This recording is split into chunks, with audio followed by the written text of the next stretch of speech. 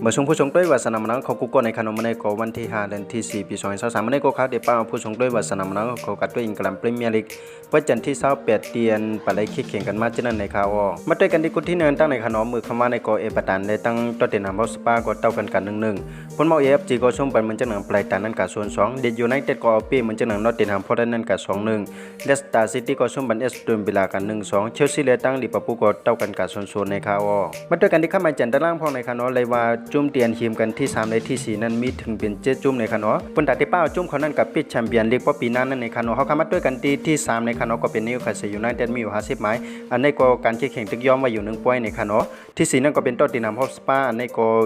แข่งเตรียมอยู่ในคานอมีอยู่50หมายเหมือนกันที่5นั่นก็เป็นแมนเชสเตอร์ยูไนเต็ดมีอยู่50หมายอันนี้เลยว่า50หมายในเหมือนกันทั้ง3จุ่มในคานอ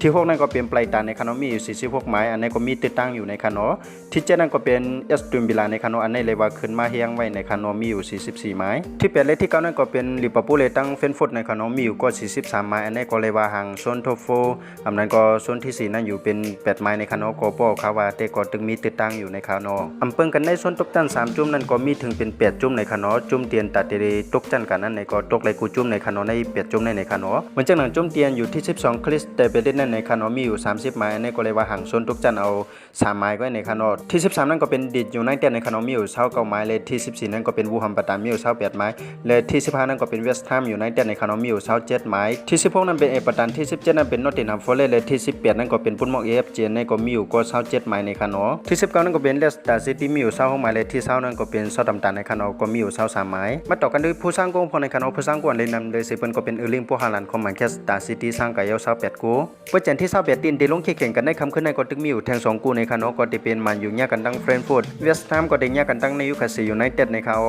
อังกฤษพรีเมียร์ลีกปีในเลยว่าเป็นอันคือแชมป์เลยดีด้วยแทงปี1ในคานอยาวก็จุมันตีได้ไล่กอกสู้กันในปีในก็เลยว่าไปเคียในคานอจุ่มเตียนเดตกจันกันนั้นก็ไปเคียในคานอเหมือนกูปีในคานอพวกกูปีนั้นมันตีล่ามเอาไรง่ายในคานอก็กับพวกมาปีในเลยว่าเป็นอันล่ามหยาบในคานอเพราะค่าตั้งเสนามดก็มีจังหนึ่งในคานอเป็นจังก็เขาคำมาไปด้วยจอมกันในคานอกำเนิดส่วนในก็ขย้อนสู่บันเฮผู้ปันแห่งเขาสามมังภายใต้ข่ายอยู่เลยมีเงินทางเลยคือปืนกันกูก็กูควรใช้กำคาข่าวสามมังภายใต้ใหม่สงค่า